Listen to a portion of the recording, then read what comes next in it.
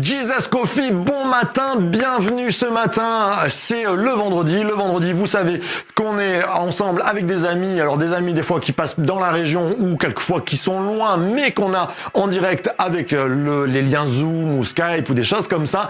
Et ce matin, on accueille l'extraordinaire, le grand Mathieu Perrault, pasteur des enfants sur l'église Momentum. Mathieu, bonjour. Salut Marco. Ça va? En forme? Ça va et toi? Ben ça va super bien, très heureux de te recevoir ce matin. Très très joli pull hein. Ah ben oui, aux couleurs de l'Amérique, on aime les frères américains. Je sais que t'aimes bien l'Amérique toi quand même, non? Ouais, après j'ai un de mes mentors qui est là-bas. Et c'est ça, et qui est, j'allais dire Bill Wilson si je me... C'est ça. Exactement. C'est qui Bill Wilson? Parce que les gens qui regardent le Jesus Coffee, certains connaissent pas, ils n'ont pas la culture forcément de l'église qu'on peut avoir. C'est qui Bill Wilson? Alors il a implanté une église d'enfants à Brooklyn, dans les ghettos à New York. Alors après le ministère maintenant il est devenu international, il s'est étendu un peu partout. Et lui il bouge beaucoup aussi justement sur les différents sites. Mais grosso modo c'est le pasteur de la plus grosse église d'enfants. Wow, combien à peu près on sait? Alors juste à New York, c'est environ 40-50 000 enfants qui sont atteints chaque semaine. Entre ce qui se passe le week-end dans leur église et ce qu'ils font après avec les bus qui se rendent dans les quartiers. À la base, c'est pour les enfants défavorisés, hein, si je ne m'abuse. Ouais, c'est ça, pour Brooklyn. Après, ça s'est étendu, ils sont à Manhattan, ils sont à Harlem, ils sont dans le Bronx, ils vont un peu partout. Ouais, d'accord. Waouh, une œuvre... Et lui, parce que je crois son témoignage, il a été touché aussi dans son enfance, hein, c'est ça, hein? Ouais, c'est un enfant qui a été abandonné par sa mère. Ouais, d'accord. Et on voit tout ce que Dieu peut faire, déjà une reconstruction chez lui et ce qu'il a pu accomplir pour les autres. Hein. Il a touché à la source et il est devenu une source pour les autres, quoi. C'est ça. Après, il raconte bien tu peux découvrir un peu son ministère dans un de ses livres, là, À qui est cet enfant? Tout à fait. Et ce qui permet d'avoir un aperçu. Après, avec Laetitia, on a pu y aller en 2000... Alors Laetitia, qui c'est Laetitia? Oui, Laetitia, c'est mon épouse. Allez, on te présente. Donc tu es marié donc avec Laetitia, la plus belle des femmes? C'est ça, depuis 16 ans. Waouh, 16 ans et peut-être des rejetons? Alors, il y en a 5. Ah, oh là là, père d'une grande famille. On va l'appeler Abraham à la place de Mathieu. C'est ça, 4 filles et un petit garçon. 4 filles et un petit garçon, c'est magnifique ça. Tu voulais le garçon, c'est pour ça que vous en avez fait 5 ou Alors, moi, peu importe. Je suis très heureux avec des filles. Bon, et puis, c'était bien que ce soit un petit garçon, mais c'était pas, on n'a pas fait le 5e pour avoir le garçon. D'accord. Mais alors, le petit dernier, il a quel âge? 4 mois. Oh, ah oui, c'est tout frais, d'accord. Ah oui, il sort du four, hein. Il est tout frais. Hein. Il fait ses nuits? Non. Ah, c'est pour ça un petit peu les... D'accord, donc papa, marié, et puis on parlait de Bill Wilson qui a été touché par la grâce et qui maintenant est une source. Dans ta vie, toi, tu es une source pour des enfants aussi. Tu nous expliques un peu qu'est-ce que tu fais dans ta vie? Ouais, alors je suis pasteur à Momentum avec Patrice Martorano. Donc localement sur Bordeaux. Maintenant, on est obligé de le préciser puisqu'on va faire une implantation sur Bruxelles en septembre. Sur Bruxelles, oui, on en parlera tout à l'heure. Ouais. C'est ça.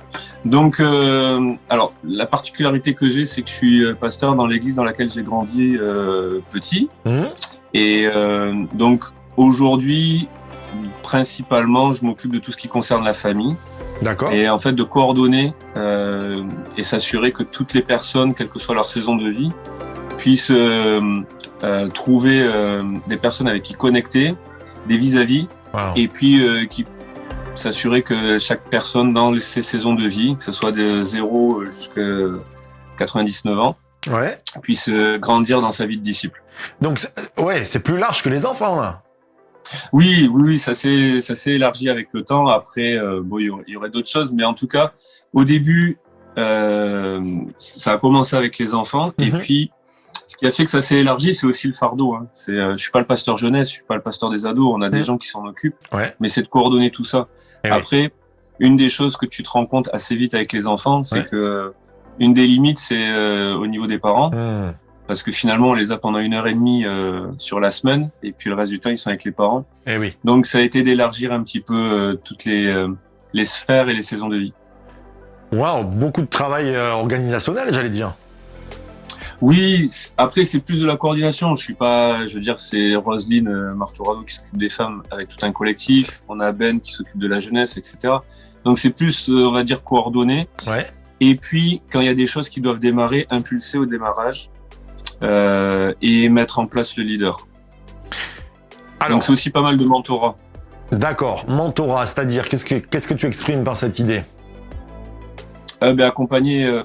Accompagner, former, équiper des leaders et des ministères pour D'accord. qu'après ils soient en place et qu'ils puissent. C'est ce que j'ai fait par exemple au niveau des ados, Ouais. quand on a changé un petit peu les groupes et qu'on a créé un groupe de collégiens. Mmh. Bah, au début, je m'en suis occupé, mais avec très vite la volonté de mettre en place quelqu'un Mmh. et donc de l'accompagner et de l'équiper, de le suivre, s'assurer qu'il grandit en fait dans son ministère. Donc ça fait aussi partie des choses que je fais. Et ouais, waouh, ouais, un couteau suisse, multitâche. Bah, alors, sur les enfants, tu as développé comment, parce que c'est quand même une belle œuvre, comment ça fonctionne? On n'est pas là pour dire des chiffres, mais combien à peu près d'enfants, comme malgré tout, je crois que vous avez des célébrations, des cultes pour enfants, hein, c'est ça? Comment ça se passe? Ouais, alors à l'église, chaque week-end, on a 3 célébrations. Ouais. Alors après, c'est surtout lié à la taille de l'église, par rapport au nombre de gens qui viennent. On a des locaux qui sont assez petits. D'accord. Enfin, ça c'est relatif, mais en tout cas, c'est trop petit pour la taille de notre église. Donc, ce qui nous pousse à faire plusieurs célébrations. Donc là, en ce moment, on en fait 3 le week-end. Et grosso modo, sur un week-end, en moyenne, ça va être entre 150 et 200 enfants. Et sur les 3 célébrations, tu fais à chaque fois pour les enfants? Oui, tout le temps. Tout le temps. Mais en fait, si on veut toucher l'ensemble de l'église, il faut que il y ait l'enfance. Sinon, t'auras pas les familles, donc t'auras que les jeunes.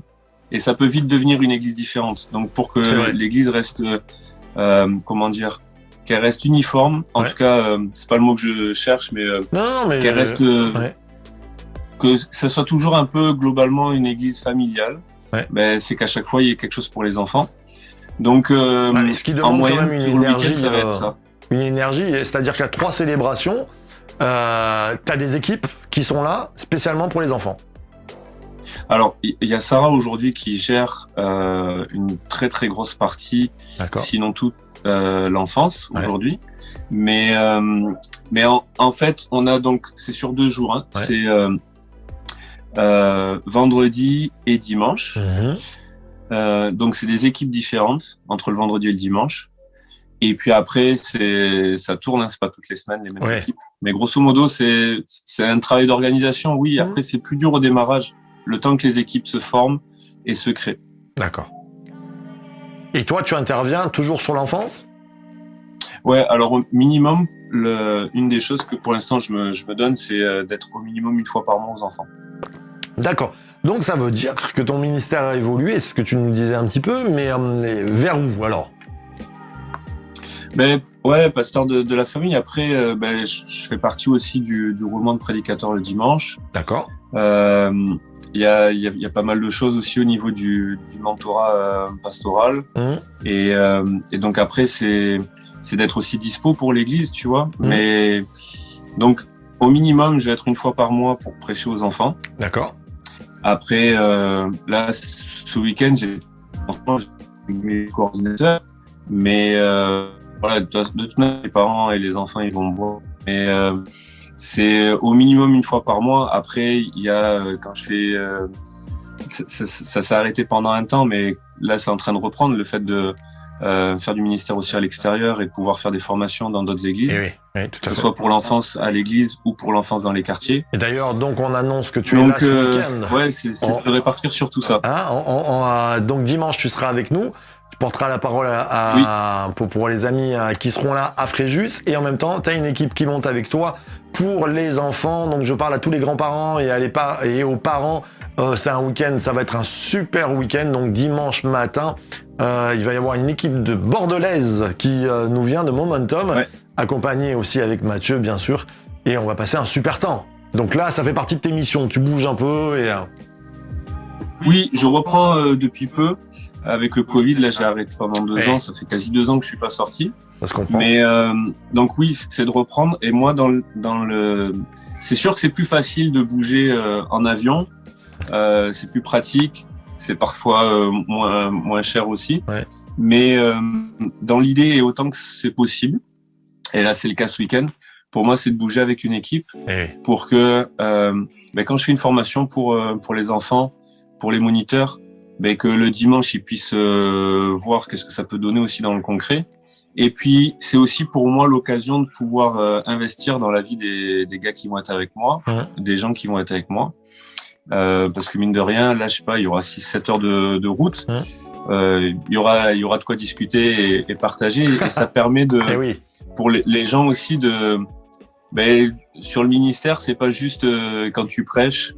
C'est aussi quand tu as un pneu qui crève sur l'autoroute, quand tu galères dans les bouchons, c'est tout ça en fait. C'est vrai. Donc ça permet de voir ces dimensions-là qui sont pas visibles sur le terrain, sur YouTube. Ouais, c'est ça. Ouais, je suis d'accord avec toi. Tout à fait. Et tu nous parlais tout à l'heure de Momentum qui va implanter en Belgique. Tu fais partie de l'aventure ? Oui. Alors, chacun, on va faire partie de l'aventure. On va en faire partie de manière parfois différente. Ouais. Il y a ceux qui vont être beaucoup impliqués et qui iront beaucoup physiquement sur Bruxelles. Après, pour que ces gens-là puissent être physiquement beaucoup sur Bruxelles, il y a aussi ceux qui vont prendre plus ou s'investir plus localement sur Bordeaux. Donc, l'équilibre va se faire dans les deux. Après, moi, forcément, je vais être impliqué par rapport à l'enfance pour implanter le ministère des enfants là-bas. Forcément. Mais physiquement, j'y serai pas tant que ça. Tu vois, j'y serai pas non plus toutes les semaines ou tous les 15 jours. Là, j'y étais au mois de mars pour la première. J'y retourne au mois de juin pour commencer à former les moniteurs. Ah donc, mois de mars, ça a été la première déjà. Je savais pas. Ouais, en fait, c'était la tournée de l'album, donc ça a permis de prendre un premier contact. Ouais. Là, on y est tous les mois. D'accord. Et à partir de septembre, on y sera tous les week-ends. Ouais. Super. Donc moi, j'y serai pas tous les week-ends. D'accord.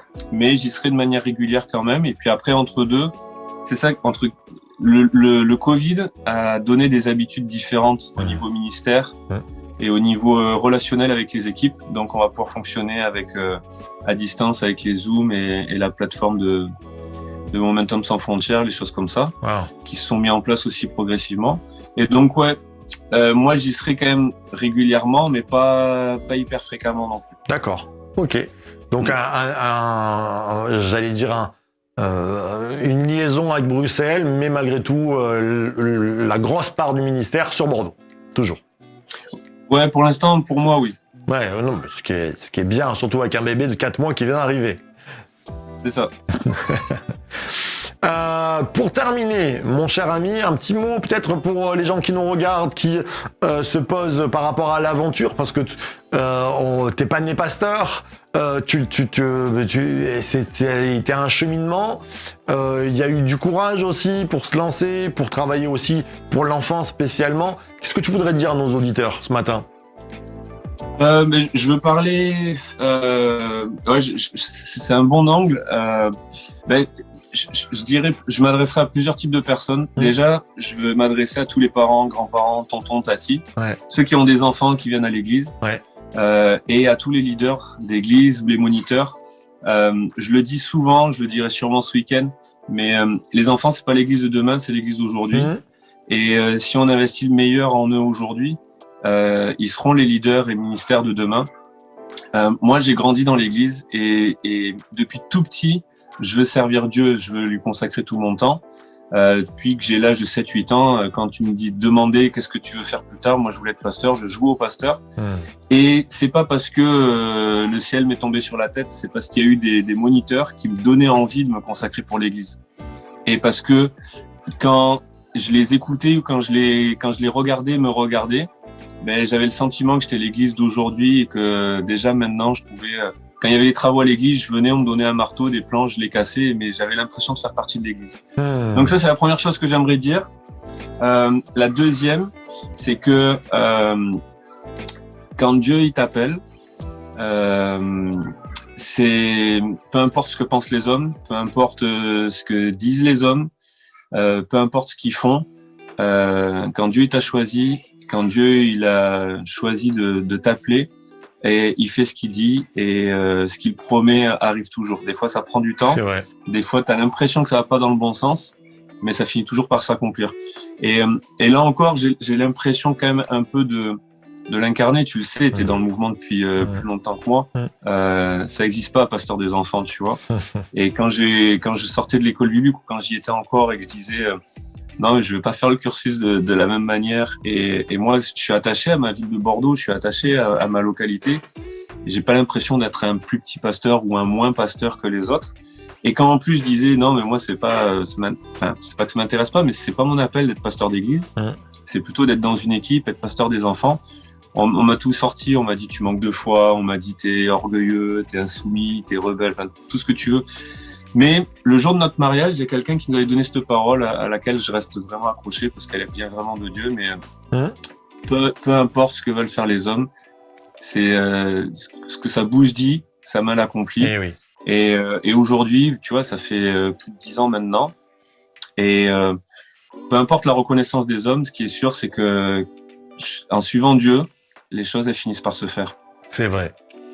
Amen. Donc, s'il y en a qui doutent, perds pas courage. La seule chose qui compte, c'est pas d'avoir la majorité. C'est pas comme les élections présidentielles. Ce qui compte, c'est d'avoir Dieu avec soi. Et quand même des luttes, de doute, de questionnement. Mais ce qui compte, c'est d'avoir Dieu avec soi. Amen. Qu'est-ce que c'est bon. Est-ce que tu veux bien terminer ces moments en priant pour nos amis qui sont là ce matin, peut-être qui passent par des moments de doute, qui savent pas trop quoi faire peut-être avec Dieu ou qui se disent c'est peut-être terminé pour moi. Est-ce que tu veux bien prier pour que cet appel, cette joie de l'appel, cette force de l'appel puisse résonner encore? Ouais, merci. Bien sûr. Seigneur Jésus, merci encore pour ces temps où on peut parler de toi, où on peut bénéficier de ta présence. Je te prie simplement que tous ceux qui passent par le doute, tous ceux qui passent par des questions sans réponse, ces temps parfois difficiles ou de découragement, je te prie que tu les encourages par ton esprit. Amen. Et que tu viennes raviver les promesses, que tu viennes renouveler les promesses dans leur cœur. Si la promesse tarde à s'accomplir, qu'ils puissent s'attacher à cette promesse. Parce que toi, tu es fidèle et si les hommes changent, si les circonstances changent, toi, tu ne changes pas. Ce que ta bouche dit, ta main l'accomplit. Et je prie que tu les encourages ce matin à travers un mot, une parole. Le fait de ressentir ta présence, le fait de se rappeler tes promesses, que tu viennes les encourager ce matin, dans le nom de Jésus. Amen. Amen. Merci Mathieu. Alors, c'était ton premier Jesus Coffee? Oui. Oui. Mais pas le dernier. Mais non. On en refera. On est très très content que tu arrives là. Tu vas prendre la route là demain matin. On vous souhaite une bonne route. Soyez prudents sur la route avec les amis avec qui tu viens. Et puis on va se réjouir tout ce week-end. Ça va être de super moments. Tu vas voir. La région de Fréjus, c'est quand même beaucoup plus beau que Bordeaux. Même que la Réunion. Fan de la Réunion. Ça, je sais pas. Tu vas voir, je vais t'amener dans des coins, si on a le temps. Okay. Et puis, et un grand merci à toi pour ce matin. Avec plaisir. Voilà, donc avec plaisir. C'est un grand plaisir pour nous aussi. On se retrouve donc dimanche pour nos célébrations qui sont retransmises. Et puis bien sûr lundi matin pour nos Jesus Coffee. Et comme on dit chez nous, source de vie, de church to be. Bye bye. Bye.